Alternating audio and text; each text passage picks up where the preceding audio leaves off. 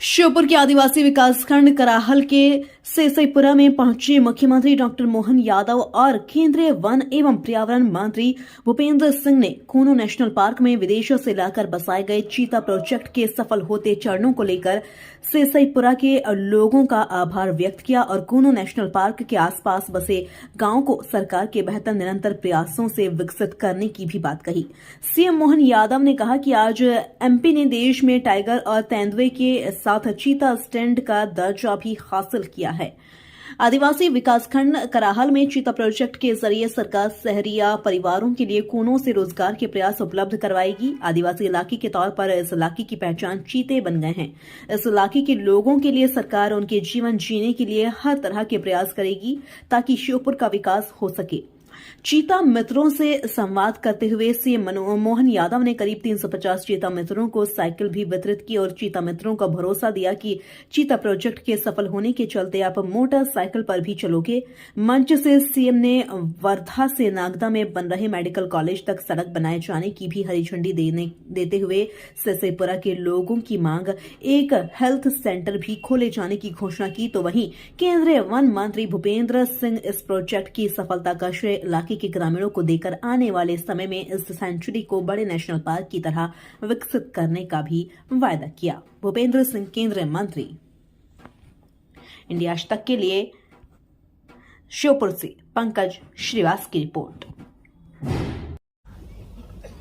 सबसे पहले तो मैं कूनो श्योपुर के सभी ग्रामवासियों को बधाई देना चाहता हूं, आपका अभिनंदन भी करना चाहता हूं कि आप लोगों ने पिछले 2 वर्षों में जिस प्रकार से हमारे चीता प्रोजेक्ट का हर तरीके से जो समर्थन किया, उसका परिणाम है कि ये प्रोजेक्ट आज अपनी सही दिशा को पकड़ने लगा है। इसके बधाई के सचमुच पात्र आप। दुनिया भर में प्रोजेक्ट चीता अपने आप में एक पहला प्रोजेक्ट है जिसमें हमने वाइल्ड लाइफ के इस कार्यक्रम को इंटर ट्रांसलोकेशन के अंतर महाद्वीपीय हमने इसको विस्तार को बढ़ाया है। शुरू में जो यहां पर चीता आए उनके यहां के मौसम को अडॉप्ट करने के लिए उस हिसाब से अपने आप को अपने शरीर का जो भी विषय होता है, यहाँ का प्रे है, बाकी विषयों को अडॉप्ट करने में एक समय लगता है। जितनी प्रोजेक्ट को आशंका थी उससे ज्यादा अच्छे तरीके से इसको आगे किया जा रहा है और मैं तो बड़ी विनम्रता के साथ बताना चाहता हूं कि हम 20 चीता लेके आए थे, कुछ हमने खोए हैं, लेकिन आज कूनो में 21 चीता उपलब्ध है और लगातार यहां पर भ्रमण कर रहे हैं। देश में गरीबी को हटाने की बात तो आजादी के समय से चली, लेकिन गरीबी क्यों नहीं हटी? हमारे पूर्व प्रधानमंत्री कहते रहे कि 100 में से 85 रुपया तो रुक जाता है।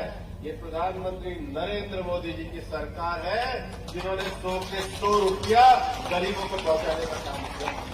और इसलिए आजादी के बाद ये पिछले 10 साल हिंदुस्तान में ऐसे हैं जिसमें 15.5 करोड़ लोग गरीबी की रेखा से बाहर निकले हैं, क्योंकि मोदी है तो मुमकिन है और मोदी की ही गारंटी से देश आगे बढ़ता है। और आज मध्य प्रदेश की जनता का हम हृदय से आभार व्यक्त करना चाहते हैं कि पिछले विधानसभा चुनाव में आपने जो अपना आशीर्वाद दिया है, उस आशीर्वाद के कारण हम मध्य प्रदेश को विकास के रास्ते पे आगे बढ़ाने के लिए प्रतिबद्ध हैं। और हमारे विकास का जो एक बड़ा प्रोजेक्ट है वो कूनो श्योपुर का चीता प्रोजेक्ट है। यहाँ की लघु और दीर्घकालिक दोनों ही योजनाओं पे विस्तार से चर्चा हुई है। उसके कारण चीता प्रोजेक्ट दुनिया भर में कूनो आकर्षण का केंद्र बढ़ेगा।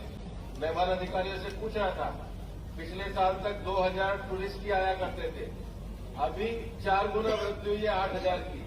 पड़ोस में सवाई माधोपुर में 2 लाख आते हैं। वो संभावना अपने पास कूनो में भी है और कूनो के इंफ्रास्ट्रक्चर की भी है।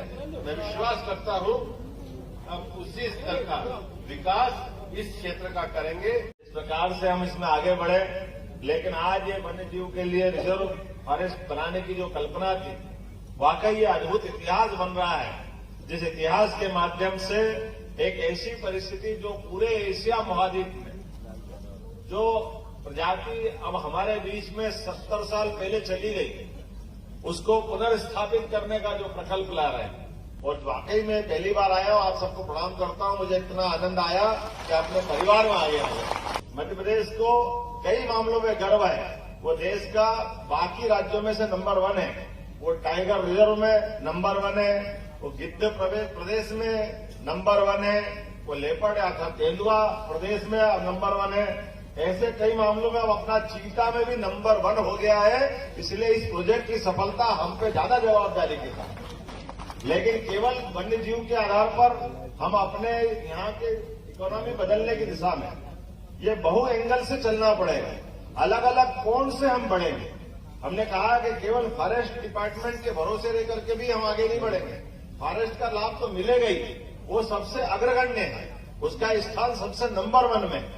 लेकिन फॉरेस्ट के अलावा भी जैसे हम सबकी मंच की भावना है, रावत जी ने भी कहा और हम सबकी भावना भी है कि हमारे अपने यहाँ के क्षेत्र के लोग क्यों छोटा मोटा काम करके रहे, अपने जीवन में ये माननीय मोदी जी के लिए एक बार फिर अभिनंदन करो, जिन्होंने अपने गरीब से गरीब आदमी के जीवन में बदलाव लाने के लिए कितना बड़ा मन है उनका कि हाँ हमारे गरीब लोगों के भी मकान बनना चाहिए, उनका आशियाना बनना चाहिए। तो यहाँ कुछ एक सड़क की बात आई है, तो एक सड़क की तो मैं यही घोषणा कर रहा हूँ अभी आपके बीच में से, जिनके कारण से आने जाने के लिए 19 करोड़ की लागत से पाली बर्दा बुजुर्ग जंक्शन से चिकित्सा महाविद्यालय तक के सड़क का निर्माण किया जाएगा, जिसके माध्यम से क्षेत्र के विकास की एक बड़ी मदद मिलेगी। आपने कोई प्राइमरी हेल्थ सेंटर की बात कही या इसकी जगह नहीं, क्या उससे सही बोला? तो मैं यहीं से एक नया छोटा चिकित्सालय बनाने की घोषणा करता हूं, जो अपने बीच में यहाँ के लोगों को लाभ देगा। मुझे ध्यान में आया कि लगभग कितने मित्रों को साइकिल दे रहे हैं यहाँ पे? 350 किस किस को मिल रही है साइकिल? किस किस को मिल रही है? ये क्या बात है, जोरदार ताली बजाओ। 350 साइकिल की सौगात यहाँ दी जा रही है। ये अपने क्षेत्र के अंदर अपने जीवन में भी बदलाव लाएगी और भविष्य में उम्मीद करेंगे आपको मोटरसाइकिल मिले। चिंता मत करो, आप अपने काम धंधे इतने खुलेंगे कि हमारे लोग आज मोटरसाइकिल चलाए, कल मोटरसाइकिल चलाए। सम्मिलित रूप से कई विभागों को लेकर के बैठेंगे और इस पूरे क्षेत्र के विकास की बात करेंगे।